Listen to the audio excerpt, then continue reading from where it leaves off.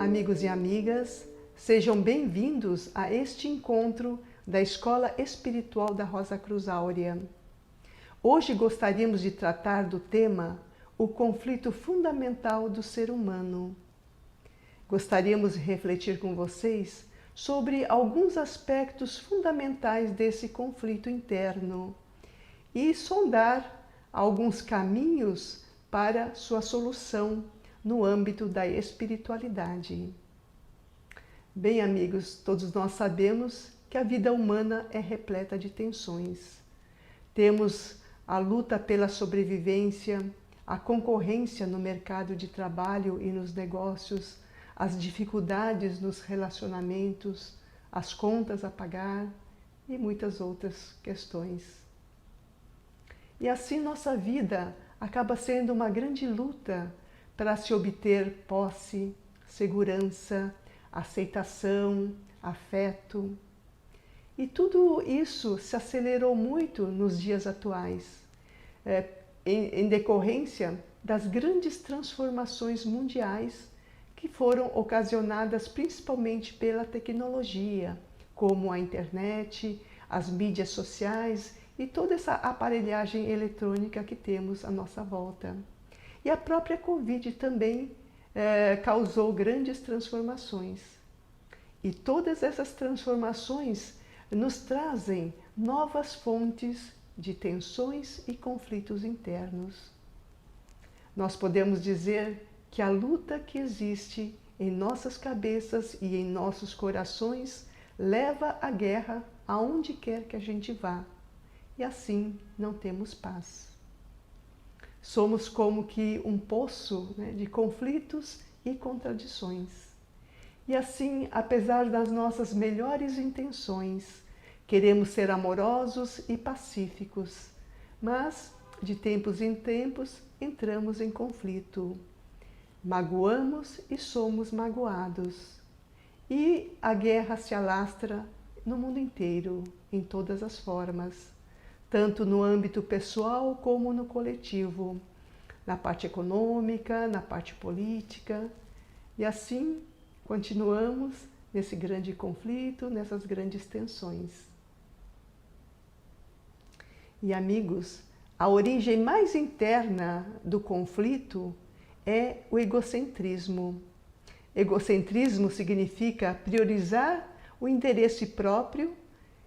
Assim, nós queremos primeiro tudo para nós, depois cedemos para os outros. E esse egocentrismo leva a toda a luta, a rivalidade, ao medo. Mas esse egocentrismo tem um irmão gêmeo, que podemos dizer que é a separatividade.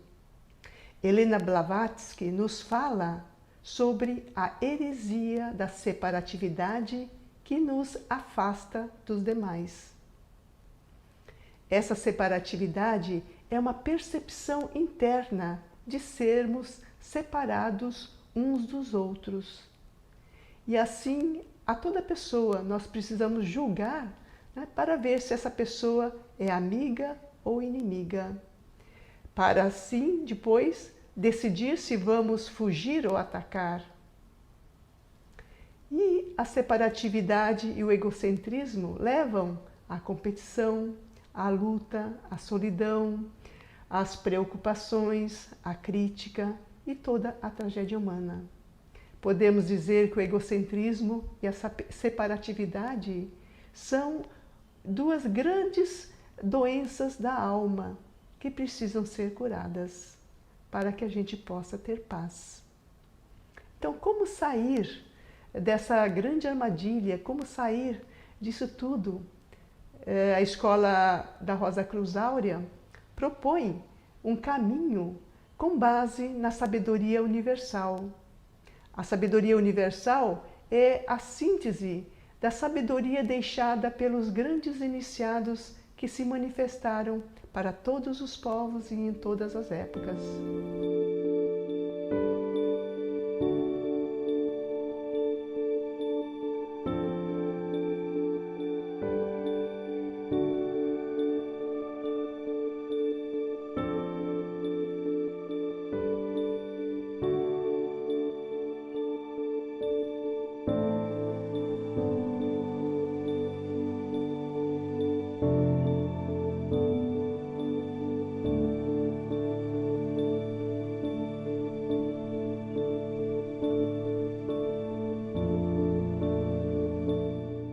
A sabedoria universal nos diz que somos um ser muito mais complexo do que normalmente nos consideramos.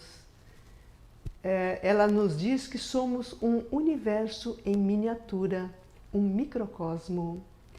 E esse ser, esse microcosmo, tem duas partes, uma parte mortal e uma parte imortal.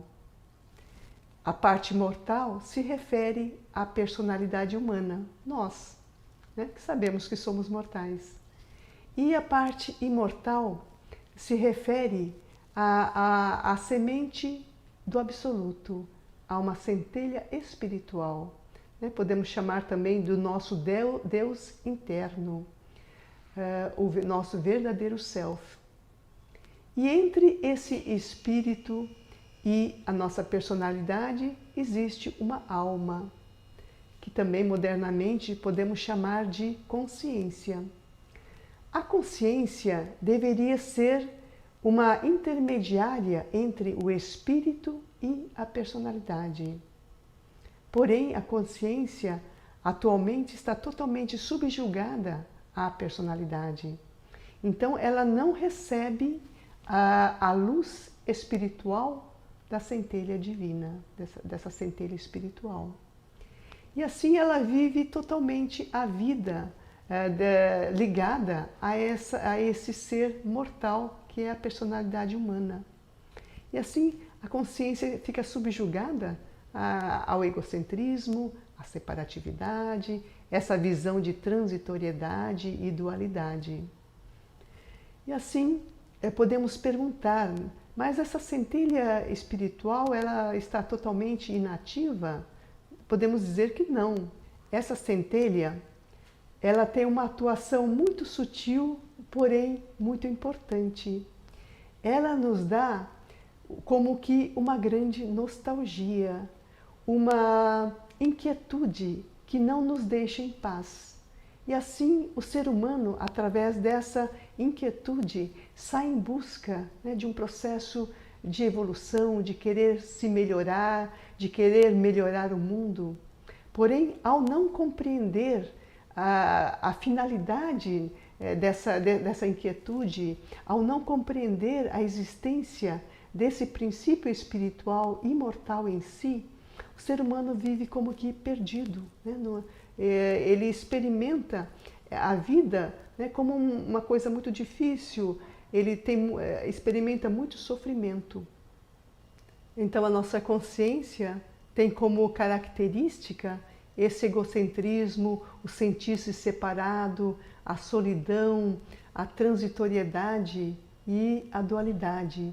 E assim, nessa dor, nesse sofrimento, a consciência tem medo, né, de perder tudo o que possui. E assim, ela recorre ao apego. Né? Então, ela se apega a tudo porque ela tem medo de perder. E para nos proteger e atacar, né, porque nessa separatividade, cada ser humano é um adversário nosso. E assim podemos dizer que nós estamos armados até os dentes, né, com as nossas armas. E quais são essas armas? São os nossos conceitos, nossas opiniões, nossos preconceitos, as críticas, né, o ódio e todas as estratégias que nós temos para derrotar ou superar os outros. Então, todo esse processo, né, de egocentrismo trouxe uma condição muito complicada para o ser humano. E assim, falando dessa nossa dualidade entre esse ser mortal e o imortal que habita dentro de nós, nós podemos dizer que existe um conflito ainda mais sutil e mais interno dentro do ser humano, que é o conflito entre o tempo e a eternidade. O conflito entre o mortal e o imortal que existe dentro de nós. E assim, esse grande conflito, vamos dizer assim, vai reforçando todos os outros conflitos, até que a gente consiga resolver esse grande conflito de tempo e eternidade. Então nós precisamos nos conectar ao nosso ser espiritual, à nossa centelha do Espírito, para que possamos realinhar, né, todo o nosso ser, para que ele entre em sintonia com as grandes leis do universo. Porque hoje nós estamos como que remando contra as leis universais, né? Porque a nossa consciência está totalmente voltada à vida na matéria, esquecendo totalmente da sua grande missão, que é transcender essa condição mortal, egocêntrica, para um estágio de consciência muito mais universal, um estágio muito mais espiritual.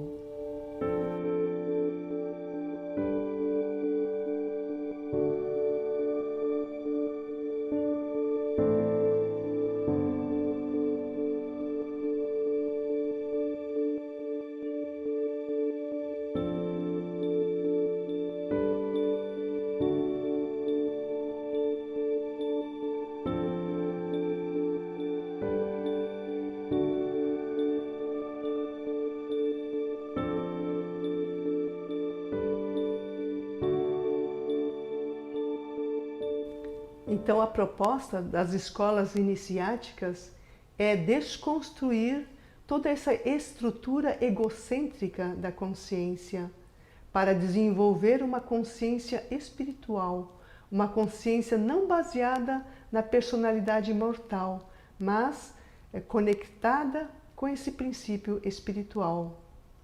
E assim, essa consciência vai sendo inflamada, né, por novos valores, por uma nova ideação, uma nova motivação, uma nova energia. Gostaria de ler um trecho do livro A Voz do Silêncio, de Helena Blavatsky. Se queres alcançar o vale das bem-aventuranças, através do salão da sabedoria, ó discípulo, fecha com força os teus sentidos contra a terrível heresia da separatividade que te afasta dos demais. Não deixes que o teu nascido do céu, o princípio espiritual, submerso no mar de Maya, a grande ilusão, rompa com a fonte universal. Antes de colocares o teu pé sobre o degrau superior da escada, na escala dos sons místicos, deve escutar de 7 maneiras a voz de teu Deus interior.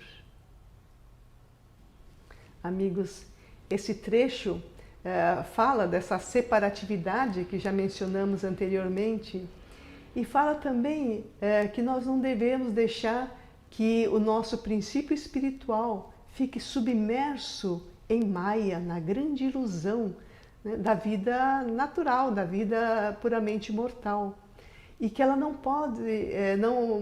pode se romper, né, com a fonte universal. E que nós devemos, né, ouvir a voz do nosso Deus interior.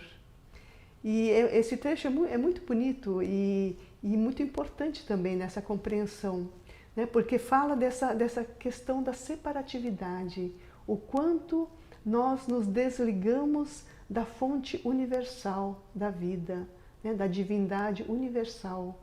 E assim somos como que uma gota errante que não consegue mais voltar para o grande oceano.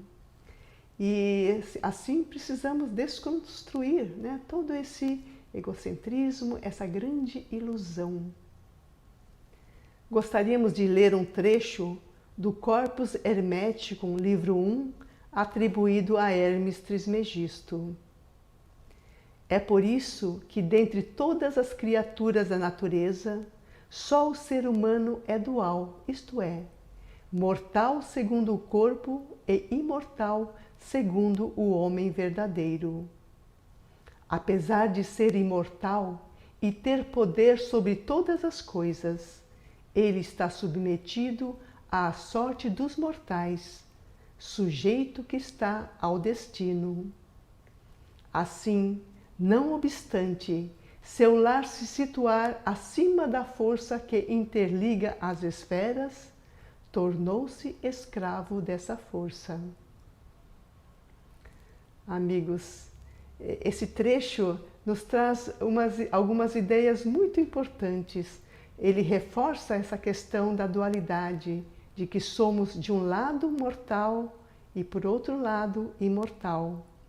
E apesar de sermos imortais e termos todo o poder sobre as coisas, estamos submetidos ao destino dos mortais, porque justamente nossa consciência não está mais vinculada à parte imortal.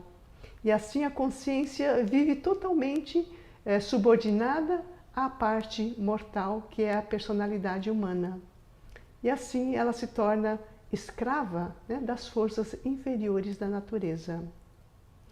E como vamos resolver esse grande conflito entre o tempo e a eternidade? Aí entra o trabalho das escolas iniciáticas, como a da Rosa Cruz Áurea. Então, a proposta da escola da Rosa Cruz Áurea é realizar uma profunda transformação na consciência para que ela possa atender a finalidade prevista, né, no grande plano da criação.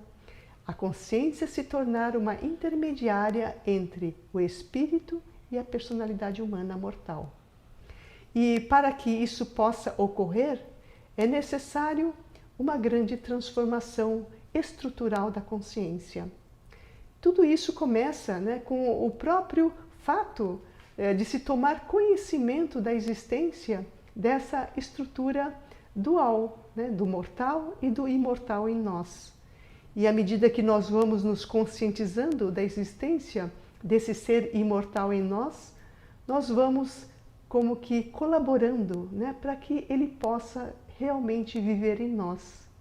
Porque atualmente a consciência está totalmente subordinada à vida natural, à vida material da personalidade. Mas, à medida em que a consciência vai se conectando com essa centelha espiritual, ela vai como que recebendo, né, essa luz espiritual que vem dessa centelha, e ela vai pouco a pouco crescendo em força dentro de nós, né? A sua influência vai crescendo de força dentro de nós. E assim vamos poder realizar uma grande transformação em nossa consciência. E tudo isso, né, começa com essa conexão, com essa centelha do espírito. E o segundo passo é o autoconhecimento, que é uma ferramenta muito importante nesse processo.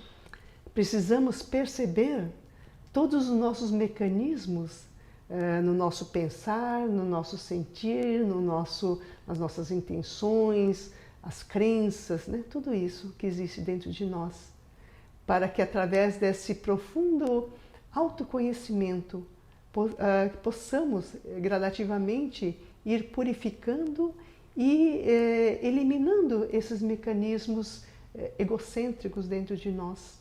E assim, pouco a pouco, né? É um longo processo, vamos como que purificando todo o nosso ser, né? Nos conectando cada vez mais com esse princípio espiritual para que ele possa verdadeiramente ser o fator atuante dentro de todo o nosso ser.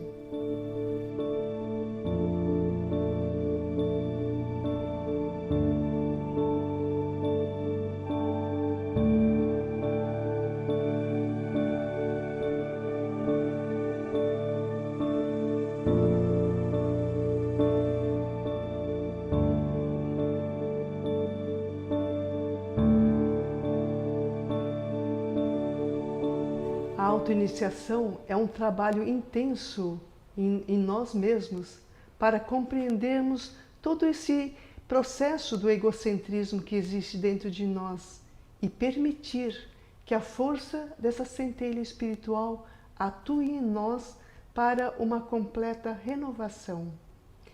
E assim, com esse egocentrismo vai sendo vencido e também junto com ele essa separatividade. E assim cessam todo esse isolamento, o medo, a luta, os conflitos. Tudo isso servirá como um grande processo de cura para a nossa alma. O outro deixa de ser um inimigo a ser espreitado, alguém a temer. O outro torna-se para nós um companheiro de jornada, alguém que também como nós tem um princípio espiritual e por isso zelamos por ele. Então nasce a grande compaixão por tudo que vive. E assim as barreiras que nos separam uns dos outros vão caindo pouco a pouco. E assim nasce a unidade com tudo e com todos. A consciência vai se expandindo e se tornando uma consciência cada vez mais universal, mais espiritual. Gostaria de ler um pequeno trecho, um pequeno poema de Rumi, que é um poeta da Pérsia antiga, que diz o seguinte: sua tarefa não é buscar o amor, mas apenas procurar e desfazer todas as barreiras dentro de si mesmo, que você construiu contra o amor. Assim, podemos nos tornar um elemento de paz e união neste mundo tão sofrido e doente. Gostaria de ler 2 trechos proferidos por Mahatma Gandhi. E ele diz: a não violência absoluta é a ausência absoluta de danos provocados a todo o ser vivo. A não violência, na sua forma ativa, é uma boa disposição para tudo o que vive. É o amor na sua perfeição. E ele diz também: seja a mudança que você quer ver no mundo. Amigos, Gandhi nos propõe uma atitude de vida revolucionária: não causar dano a todo ser que vive. Devemos ser a mudança que queremos ver no mundo. Então, precisamos parar de esperar, né, que os outros façam as coisas, né? Podemos nós mesmos começar a realizar a mudança que queremos ver no mundo. E para terminar, gostaria de ler algumas palavras proferidas pelo fundador da Rosa Cruz Áurea, Sr. Jan van Heckenborn. Ele diz: pensem que o mais forte é sempre aquele que vence a si mesmo. Se vocês perceberem que estão começando a colher os frutos de sua batalha interior, não fiquem parados. Olhem ao seu redor e ofereçam-nos àqueles que estão famintos e sedentos de seus frutos. Porque cada fruto que foi ganho e oferecido após uma dura luta, multiplica-se muitas vezes e será lhes oferecido de volta em abundância, em muitas formas diferentes. Pensem que o amor, realizado completamente, é a arma mais poderosa do mundo. Nosso caminho deve ser uma luz e uma bênção para todo o mundo. Amigos, esperamos que este encontro tenha sido proveitoso para todos vocês. Que a nossa vida seja um auxílio e uma bênção para todos. Muito obrigada.